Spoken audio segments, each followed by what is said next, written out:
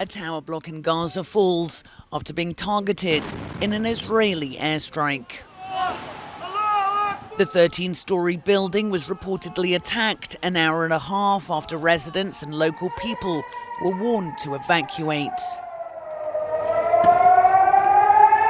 Hamas then unleashed a further barrage of rockets towards Tel Aviv. Prime Minister Benjamin Netanyahu said the Israeli military has dealt a tough blow to Gaza militants and warned of more to come. Hamas and the Islamic Jihad will pay for this, and they will pay a heavy price. The relentless rocket fire appeared to overwhelm Israel's missile defense system. The head of Hamas said the Islamists are ready if Israel escalates the violence. If Israel wants to escalate, we are ready for it. And if it wants to stop, we are also ready. If they want to remove their hand over Jerusalem, we are ready. Since Monday, health officials have reported more than 30 Palestinians dead in Gaza, including 10 children, mostly by airstrikes.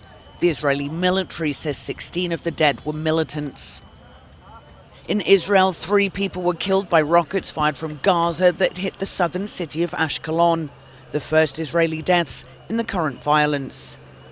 Israel's military is sending troop reinforcements to the Gaza border and has mobilized 5,000 reserve soldiers.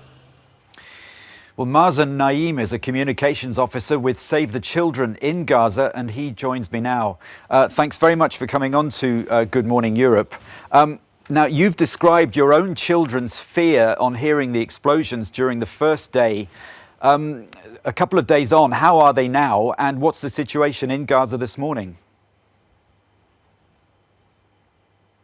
Thank you very much for having me. I wish I could say things are better and my children are feeling better. Unfortunately, it's getting worse by the minute. The situation has been evolving very badly over the past 2 days. Airstrikes are continuing over Gaza. Rockets are still going out. There have been targeting of civilian buildings, residential buildings. That's the one you showed in the report. And this is all, unfortunately, children are having it the worst way. So far we know more than 30 people have died. About half of them, or like 12 of them, are children.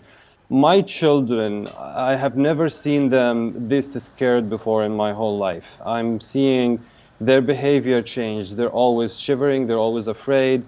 Whenever they hear explosions, they cry and they run from me. I cannot even step away from them for 1 meter.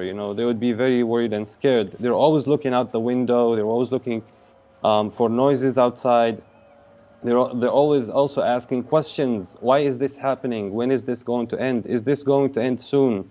And what if a missile comes through the window? Is our house going to be destroyed? I mean, this is what I'm feeling with my children, and this is what all families in Gaza are feeling. Many families went to bed tonight hugging their children and woke up this morning, 2 hours ago at 6 a.m.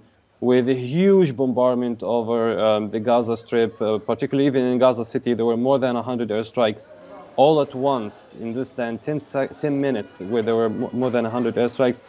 This was a very difficult situation for me as a parent, and for every parent, and for children to live through this is just unacceptable. As you say, the children account for something like a third of the victims. There's also at least 1 child dead in Israel. You call for all parties to take action to protect children. Why are they so vulnerable, and what exactly do you want to see happen? Conflict and violence never leads to anything good for the civilian population, and unfortunately, children are always suffering from these things.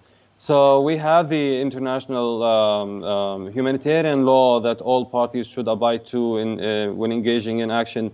But also in Palestine and in Gaza in particular, we have seen this happen over and over again, and every year. This has been a cycle of violence that repeats, and children have to suffer through this every time, being killed or injured, or just traumatized and live with anxiety and fear for years to come, which would affect them as well for the rest of their lives. What we are calling for is an immediate halt of all hostilities and reaching a ceasefire, because if this continues, we know for a fact that more people will be killed, and we don't want more people, civilians and children, to be killed before we finally reach a ceasefire.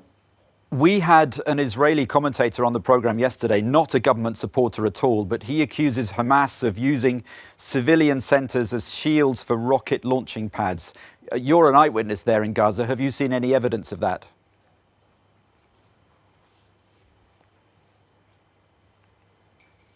It's a big claim to make, and this is a conflict, and this is an ongoing conflict. For humanitarian organizations, we care most about the protection of civilians and adherence to the international humanitarian law. And we feel that regardless of the political and military basis of whatever is happening in Palestine, protection of civilians and protection of children should come at the top priority of all parties. And that includes differentiation of civilian structures and civilian buildings. In the airstrikes, many civilian buildings were attacked in Gaza today, and I think also likewise on the other side. So that is why our call remains very important for a halt of all hostilities and returning back to a ceasefire that would save lives and save sufferings from children and everyone. Mazen Naim from Save the Children in Gaza, thanks very much for coming on to Good Morning Europe.